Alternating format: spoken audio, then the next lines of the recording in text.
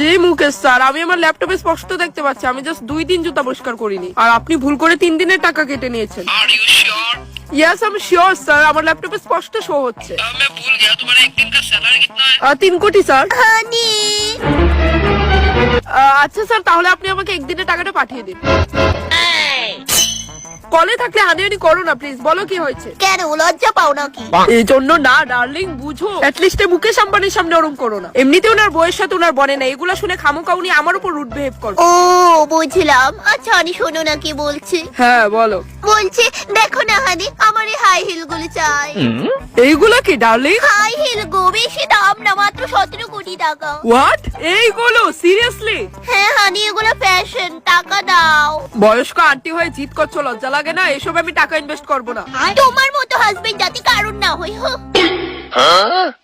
কারণ এরকম হাজবেন্ড তোরলে আমি ডিজার্ভ করি। Love you, bye. Oh no Prince, এই কলমটা এখানে কে রাখলো? এই কলমের সঠিক জায়গা হচ্ছে এই টেবিলে। ও মাই গড হানি, তাড়াতাড়ি দেখে যাও গো। কি হয়েছে মাম্মা, কিছু কি হয়েছে? ওরম ভাবে চিল্লালে কেন, কি ব্যাপার? বললে বিশ্বাস করবে না, আমি আমার এই দুটো চোখ দিয়ে দেখেছি। কলমটা ওই খাটে পড়েছিল, প্রিন্সেস ওটাকে তুলে নিয়ে এখানে রাখলো। হোয়াট? আসলে এমন হয়েছে? প্রিন্সেস মামাম কি সত্যি বলছে? হ্যাঁ ডেডি রাখলাম। কেন, আমি কি কিছু ভুল করেছি? না মানে জীবনে প্রথম তুমি এই বাড়িতে কোনো একটা কাজ করেছো তো তাই আমরা অবাক।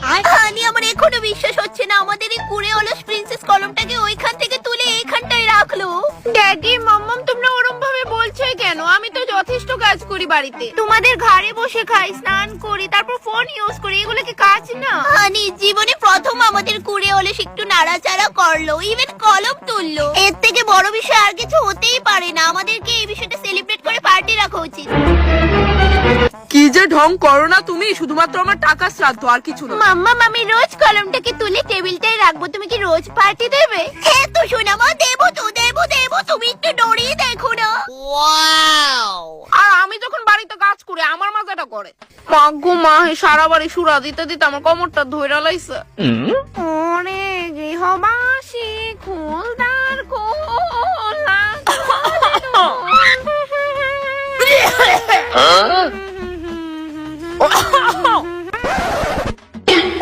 পুরো বাড়ি সুরা দিছে, আর মা আমার দিকে চাইছই না।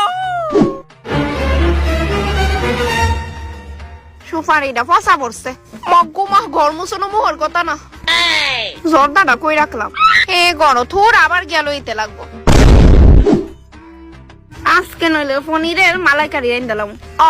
কি তামা কি রান্নাবাসকে রানলে দেখিস। আমি ক্লান্ত হয়ে গেছি খাবার।